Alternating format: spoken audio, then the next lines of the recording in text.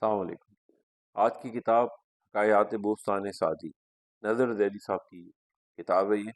اور آج کا اس میں جو ٹاپک ہے وہ ہے کنجوس امیر۔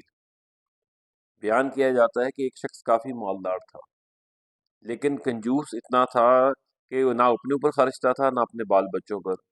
گویا مال جمع کرنے کی ہوس نے اسے اپنا قیدی بنا لیا تھا، اور روپیہ پیسہ میں اس قدر وہ قید ہو کر رہ گیا تھا کہ جس کی کوئی رہائی نہ تھی۔ اس شخص کا بیٹا ہمیشہ اس فکر میں رہتا تھا کس طرح اسے یہ معلوم ہو جائے کہ دولت باپ اپنی دولت کس جگہ جمع کرتا ہے۔ بالآخر ایک دن وہ اپنی کوششوں میں کامیاب ہوا اور اس نے کنجوس کے خزانے کا سراغ لگا لیا۔ اور جب وہ باہر گیا ہوا تو سارا سونا اور چاندی نکال کر اس کی جگہ پتھر رکھ دیے۔ باپ جس درجے کنجوس تھا، بیٹا اس درجے بدعقل تھا۔ مال ہاتھ آیا تو اس نے راگ رنگ کی محفلیں راستہ کی اور یہ مفت کا مال بے رحمی سے خرچ کیا۔ کنجوس پر جب یہ راز کھلا تو اس نے اپنا سر پیٹ لیا، لیکن اب کیا ہو سکتا تھا؟ اب تو صورتحال یہ تھی کہ باپ فکر اور غم کی وجہ سے ساری رات جاگتا تھا اور بیٹا رقص و سرور کی محفلوں میں بیدار رہتا تھا۔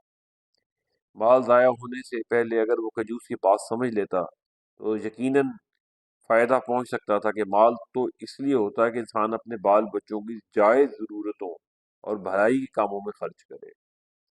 کنجوس کی مثال خزانے کی سامکی سی ہوتی ہے کہ نہ وہ اس سے خود کسی طرح کا فائدہ اٹھا سکتا ہے اور نہ دوسروں کو فائدہ اٹھانے دیتا ہے، اور کوڑی کوڑی جوڑتا ہے پھر خزانہ دوسروں کے لیے چھوڑ جاتا ہے۔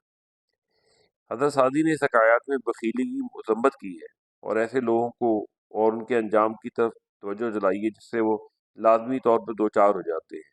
ایک دن موت کا فرشتہ اچانک نمودار ہوتا ہے اور انہیں ان کے مال و متاع سے جدا کر کر قبر کے گھڑے میں پھینک دیتا ہے۔ بہت شکریہ۔